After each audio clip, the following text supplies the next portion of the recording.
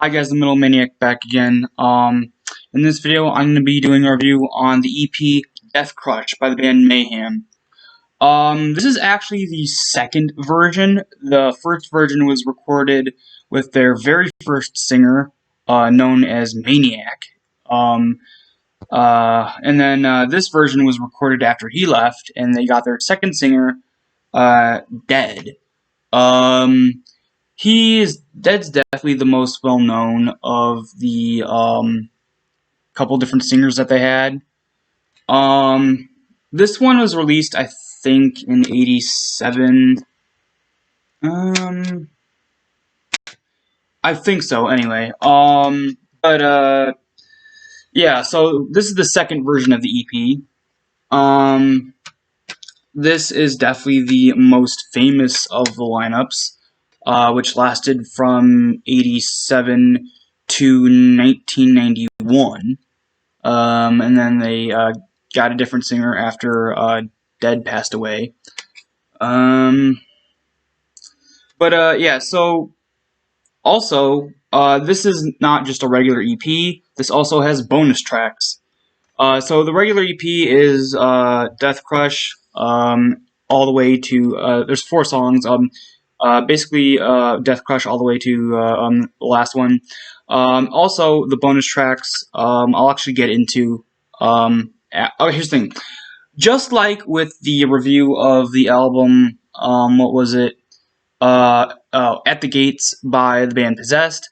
Because that one, I'm gonna do this review kind of like that, considering that album also had an EP with it, on the same disc. This EP is kind of like that, where it's an EP but also has bonus tracks. So I'm going to do my review of the main EP, and then I'm going to do my review of the bonus tracks.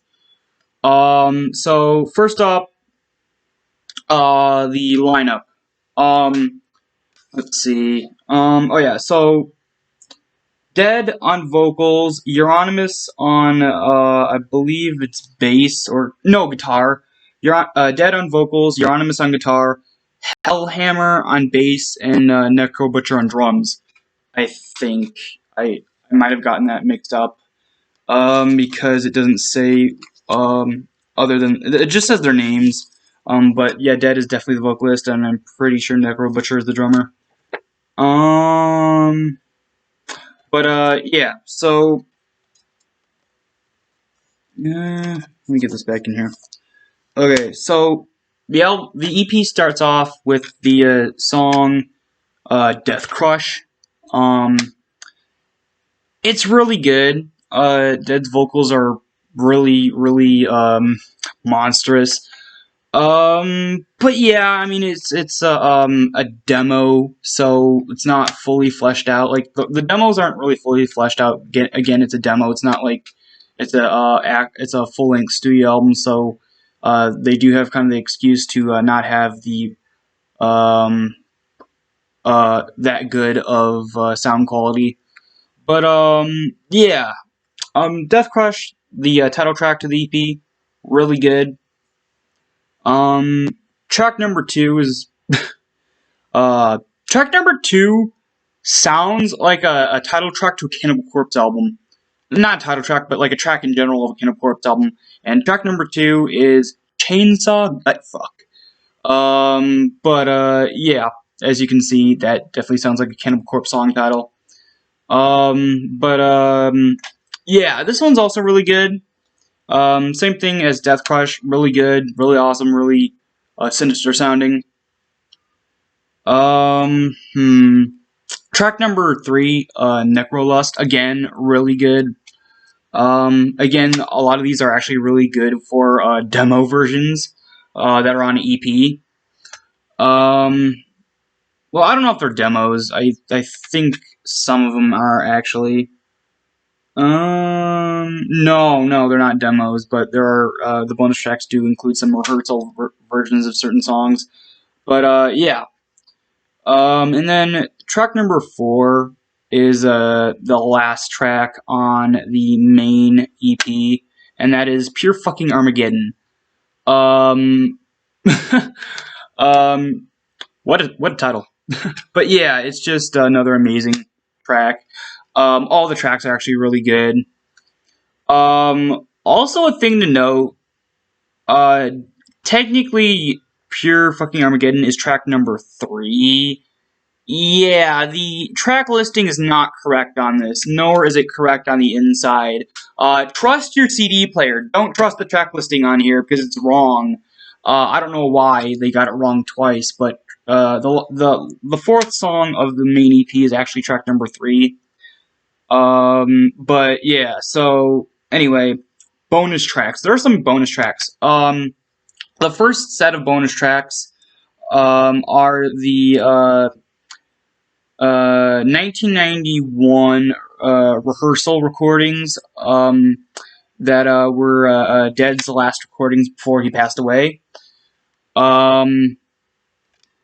These recordings, as you can tell by listening, they are just rehearsals, so the audio is pretty subpar and not really that good.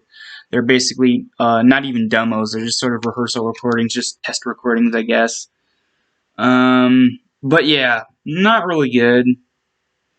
And then the second set of bonus tracks are actually really good. They are tracks from live shows. Live in Lipsping, I think it's how you pronounce it, 1990. Basically, these are tracks. The live tracks are from the EP. Hold on. Ugh.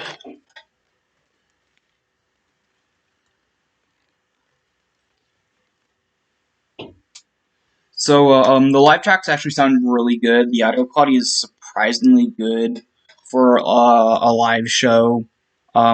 Especially for early black metal, considering that a lot of early black metal was purposely made to sound not that clear with the audio.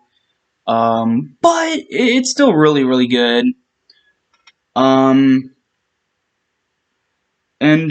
Yeah, so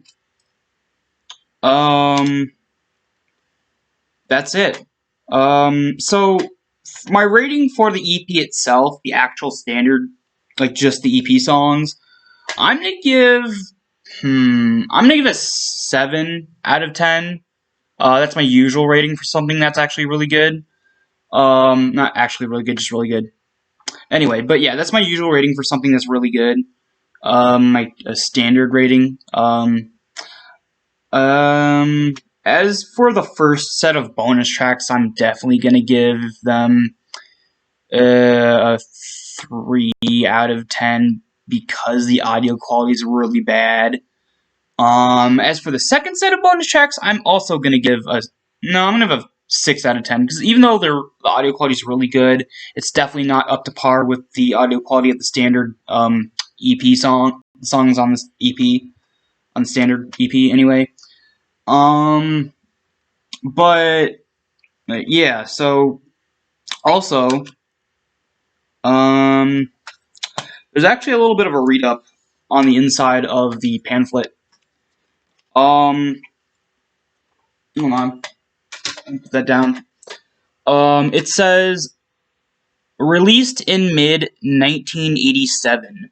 Deathcrush was the first studio recording made by a Norwegian black metal band, of course referring to Mayhem. After Pelle Ohalon, or you could just say his stage name Dead, because that's easier to pronounce. After Dead joined Mayhem in early 1988, the band adopted an even darker lyrical approach, and guitarist Euronymous started rejecting death metal that still permeated the composition of Mayhem until then. He wanted, I guess this is quoting someone, he wanted things to be more serious and extreme. According to, I guess Dead quoted this back in the day. He wanted things to be more serious and extreme. Again, according to Dead. Most of the Deathcrush lyrics were written by bassist Necro Butcher, and were not, and were quote, not bad at all. Besides being gore and trendy, unquote. The two visionaries, Dead and I guess Euronymous, pushed pushed each other further into darkness. And sometime in 1990, they finally assumed the satanic aesthetic that would define black metal.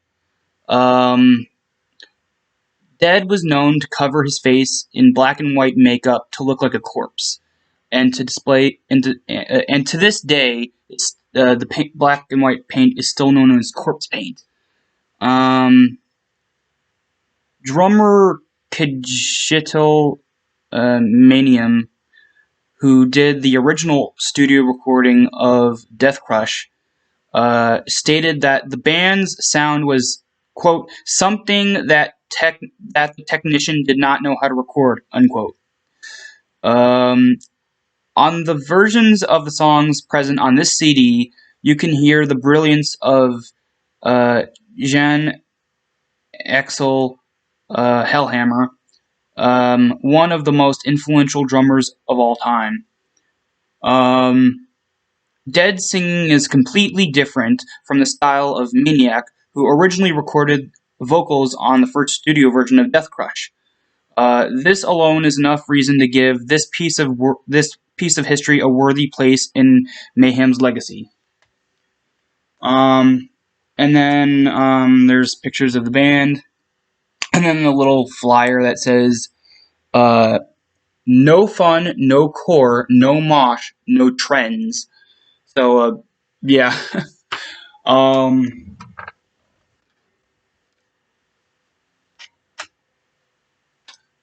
And then, so that's about it for this review. Hope you guys enjoyed, and I will see you next time.